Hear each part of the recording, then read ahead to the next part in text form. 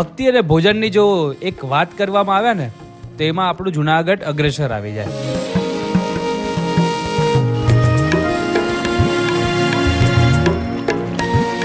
હું વાત કરવા જઈ રહ્યો છું આપણા જુનાગઢ શહેરની. અહીંયા તમે જ્યારે જુનાગઢનું નામ યાદ આવે ને એટલે આપણા આંખો શમી આવી જાય. અડીખમ ઉભેલો આપણો આ ગિરનાર અને નીચે ભવનાથ તળેટી. ભક્તિ કરવી છે તો ગિરનાર ઉપર જતા રહીએ અને ભોજન કરવું છે તો ભાઈ જુનાગઢમાં આવતા રહ્યો. તો અહીંયા અલગ અલગ પ્રકારના ઘણી જગ્યાએ બહુ સૌથી જૂના ભોજન અહીંયા સારા મળે છે. તો એની અલગ અલગ લિસ્ટ આ વિડીયોના મારફત તમને બતાવવાના છીએ. એટલા માટે જ તો કહું છું ભાઈ, મસ્ત છે ગુજરાત. ચલો હું તમને ફરવા લઈ જાઉં છું આજે જુનાગઢની અંદર.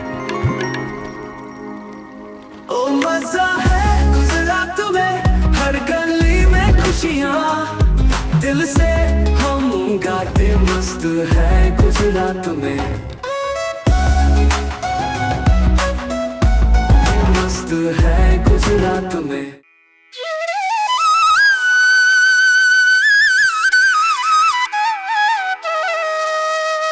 કળા, કુદરત, સાધુતા નું એક સાથે જોવા મળતું સ્થળ એટલે આપણું આ જુનાગઢ. આજે આપણે વાત કરીશું કે જુનાગઢની.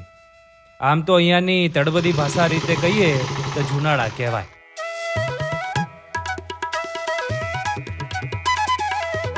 એમ તો કહેવાય છે કે ગિરનાર હિમાલયથી પણ જૂનો છે. એમાં સમાયેલી વાતો હોય કે પછી પુરાતન ધરોહર. અરે કુદરત તો સોળે કળાથી આમ ખીલી ઉઠ્યું હોય ને તો સ્વર્ગ સમાન લાગે. આજે એ જ સ્વર્ગના નીચે આપણે આવીએ એટલે આપણું તળેટી મળે. ત્યાં મહાદેવ બિરાજમાન છે.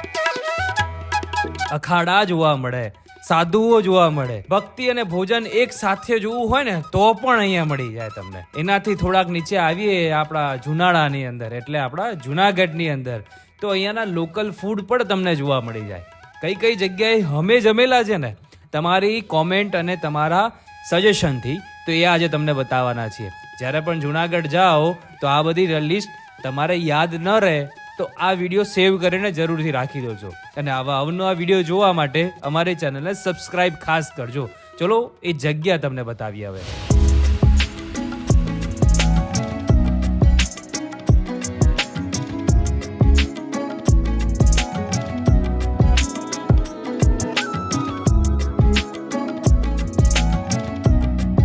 સવારનો સમય છે તો હલકું ફૂલકું જમવું છે તો જુનાગઢની ગલીઓ ફરવું પડશે આપણને. ત્યાંના પૂરી શાક મળી જશે અને પૂરીની અંદર સબ્જી નાખીને એક ભરેલી પૂરી પણ બનાવીને તમને જમાડશે. ચારે તરફ તમે જોશો એકદમ સર્કલ છે અને આખો એક ચોક બનેલો છે. 3 દરવાજે વચ્ચે મસ્ત ખાણીપીણીની જગ્યાઓ મળે. એમાં 20 વર્ષ જૂની ઓમ પૂરી શાકવાળા જે સૌથી અહીંયા દાળ પૂરી અને પૂરી શાક ને બધું બહુ સરસ રીતે બનાવીને આપે છે લોકોને અને લોકો ખાસ અહીંયા ખાવા માટે આવે છે. 20-25 વર્ષ જૂનું છે આપણું. અચ્છા. એમાં દાળ પૂરી આવશે, પૂરી શાક આવશે, લસણિયા બટેટા આવશે, છાશ આવશે, પાપડ આવશે. અચ્છા. તો આપણે અહીંયા કદાચ આ લસણિયા બટેકા છે. આ લસણિયા બટેટા છે. આજે આ સેવ ટમેટા બનાવ્યા સેવ ટમેટા છે. બરાબર. એમાં ભૂકો આવશે, લસણિયા બટેટામાં નાખો ને એ ભૂકો આવે તમારે સમજી ગયો? બરાબર છે. ઓકે, એટલે આવી રીતે પૂરીની અંદર જ નાખો. એટલે ઓમે ખાવાનું ને આમે આવે જેમ અનુકૂળ આવે તો પછી. અચ્છા. અને એના અંદર દાળ બટેટા આવે પાછા નાખો ને. બટેટા આવે, પકોડ નો ભૂકો આવે, ઓહો, લસણિયા બટેટા આવે. ક્યાં આવે. અને આપણે આ રી લસણની ચટણી. હા, એટલે આ બે ચટણી, આ ફુદીનાની ચટણી આવશે. પુદીનાની ચટણી. હા, લસણની અલગ, ફુદીના અલગ, બીજી અલગ બધી. આ છે જુનાગઢની સ્પેશિયલ ભરેલી પૂરી. હવે આને એક જ બાઇટમાં પૂરું કરવાનું. જેમ પાણીપુરી કેમ ખાતા હોય આપણે એવી રીતે.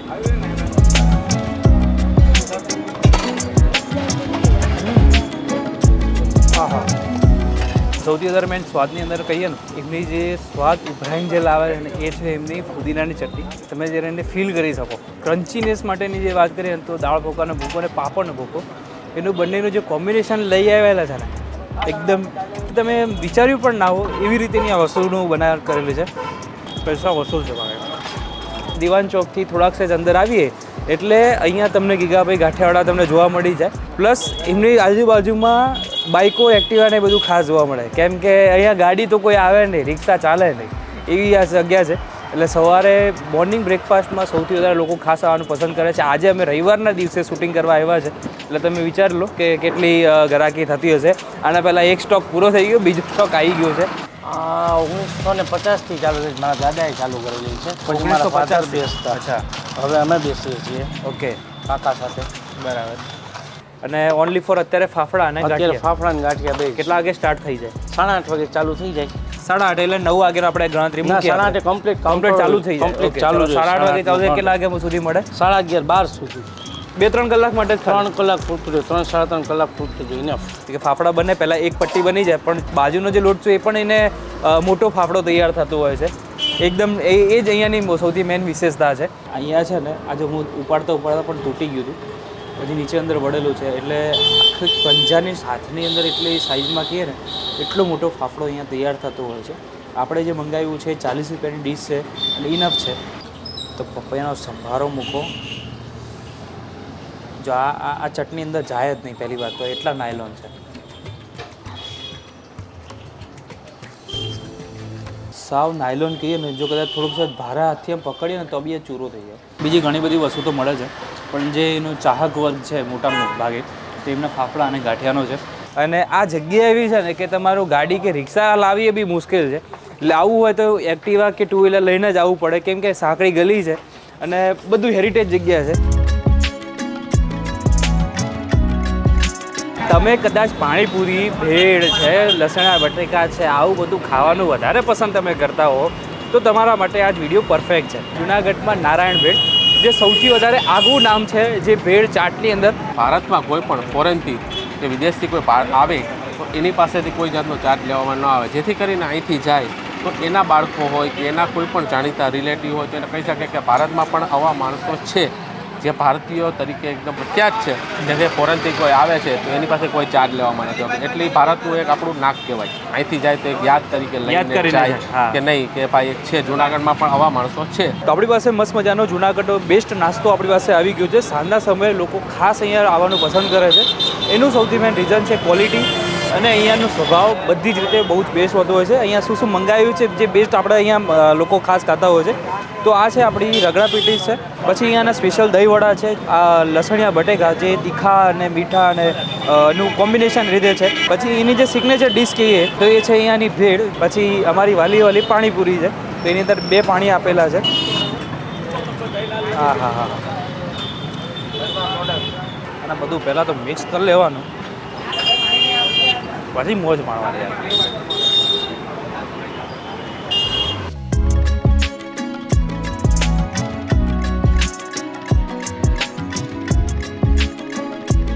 જુનાગઢમાં આવો છો, ગિરનારી ખમણ રસાવાળા જે આપણે ચટણીવાળા જે ખમણ છે એ તમે નથી ખાતા તો ધક્કો અધૂરું છે. કદાચ જો કદાચ જુનાગઢ આવે તો ગિરનારનું ખમણ લેવું પડે. હા, લેવું જ પડે. એમાં ના ચાલે, ગિરનારનું ખમણ ખાવું જ પડે. આ શરૂઆત કોણે કરી હતી અને કેટલા વર્ષ જૂનું છે એ કહો આપણે. અમારા ફાધરે શરૂઆત કરેલી છે અચ્છા, 1985. 1985માં પહેલેથી ચટણી વાળાનું જ ચલણ કરેલું છે. ગોળ ખજૂર આંબલીની ચટણી, હા હા, મરચા, સિંગદાણા, ઓકે સૂકા મરચા. ઓકે. અને આપણે લોકેશન કયું કહેવાય છે? લોકેશન કાળવા ચોક, વિશાળ ટાવરની હેઠળ.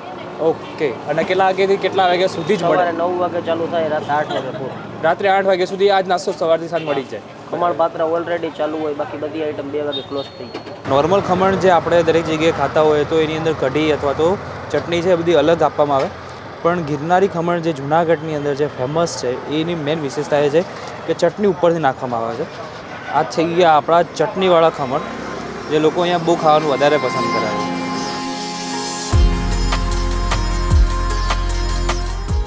પહેલી વખત તો તમને કંઈક આમ અલગ જ સ્વાદ તમને મળશે. જે ચટણી છે પેલી ગોળ આંબલીવાળી જે હોય છે અને ખ્યાલથી એ છે, અને એના ઉપર પાછી લસણની એક લીલી ચટણી અંદર નાખવામાં આવે છે. એટલે આખું જે કોમ્બિનેશન છે ને ચટણીનું એ આખું અલગ જતું રહે છે.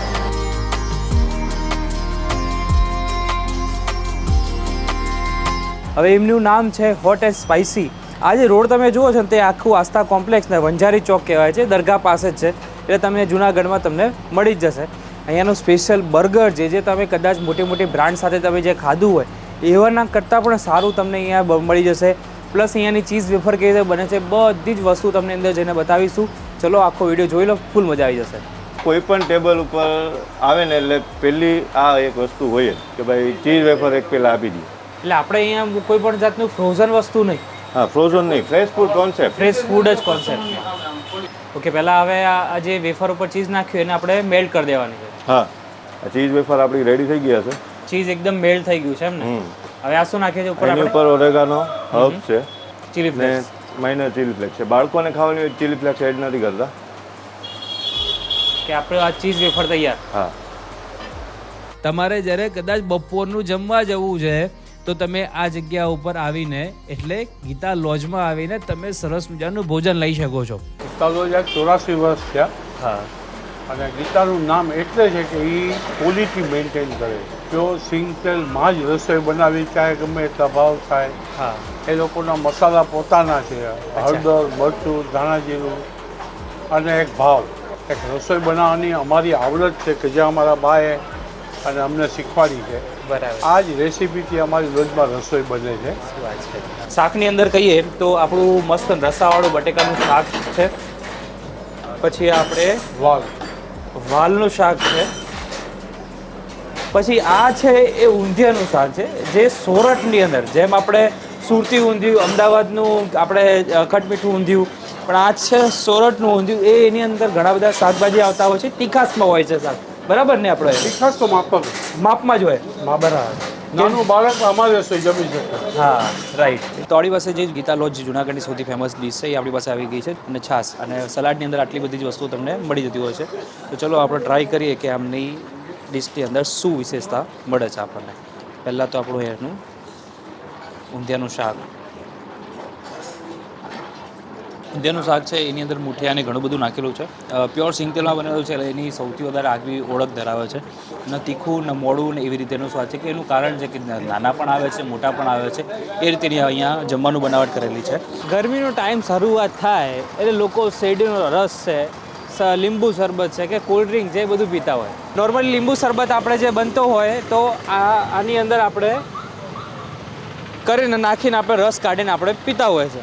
સાચી વાત ને? પણ અહીંયા આખી વિશેષતા અલગ છે. હવે કહો કેવી રીતે બનાવો છો? તમારી સામે લાઈવ જ બનાવીને તમે ટેસ્ટ કરાવીશ. તમે પીઓ પાછું. હજી પણ ગયા વખતે પીધો એવો જ ટેસ્ટ હશે એની ગેરંટી. આજે આપણે કાચા લીલા લીંબુ કહીએ એ જ વાપરવા પડે ને? સાવ દેશી લીલા લીંબુ. હા, સાવ દેશી લીલા લીંબુ. આ નિમક છે, સોલ્ટ. ઓકે. આપણે આ ખાંડનું આ પાણી. પ્યોર ખાંડની ચાસણી. ઓકે. હવે આવશે આ બરફ. તમને બધી કરવાથી અચ્છા બહુ સારી રહેશે એમ. અચ્છા. જે લીંબુની ગુણવત્તા સાચી એની છાલમાં જ હોય છે, એ આમાં મળે છે તમને ગેરંટી એમ.